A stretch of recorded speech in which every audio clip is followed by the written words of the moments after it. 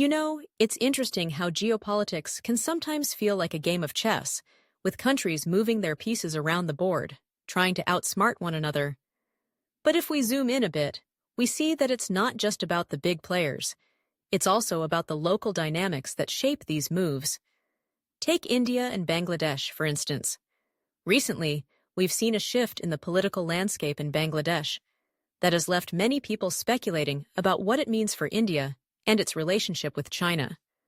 But here's the kicker. Just because India might be losing some ground in Bangladesh doesn't automatically mean that China is winning. Let's break this down. Bangladesh has been navigating a complex relationship with both India and China for years. Historically, India has been seen as a friend, a partner in development, and a supporter of Bangladesh's independence. However, as Bangladesh has grown economically and politically, it's started to assert its own identity and interests. The recent elections brought a wave of change, and with that change comes a reevaluation of alliances. It's not just a simple matter of choosing one side over the other. It's about what's best for Bangladesh.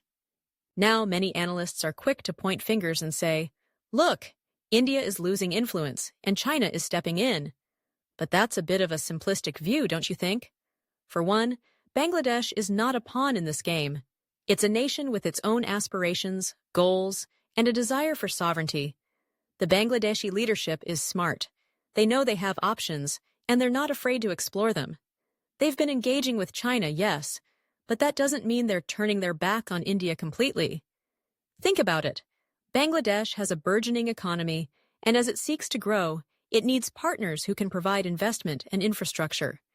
China has been more than willing to step up, offering loans, building roads, and investing in various sectors.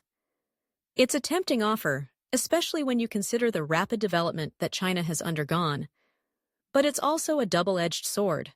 Bangladesh has to be careful about becoming too reliant on China, especially given the debt-trap diplomacy that's been a hallmark of many of China's international investments. On the flip side, India has been trying to strengthen its ties with Bangladesh through cultural diplomacy, trade agreements, and development projects. But there's a perception issue here. Many in Bangladesh see India as a larger neighbor that sometimes imposes its will rather than as a partner. This feeling can create friction, and it's crucial for India to address these sentiments if it wants to maintain a foothold in the country. So, what does this mean for the future? Well, it's not a zero-sum game. Just because Bangladesh is exploring its options doesn't mean it's abandoning its relationship with India. It's about balance, about finding a middle ground where it can benefit from both sides. The reality is that in today's interconnected world, countries are looking for pragmatic solutions rather than ideological alignments. In the end, the situation in Bangladesh is a reflection of a broader trend in international relations. Countries are becoming more independent, more assertive, and more willing to chart their own paths. So while headlines may scream about India's loss and China's gain, the truth is a lot more nuanced. Bangladesh is not just a chess piece, it's a player in its own right, making moves that reflect its unique context and aspirations. So the next time you read about India and China vying for influence in Bangladesh, remember, it's not just about who wins or loses.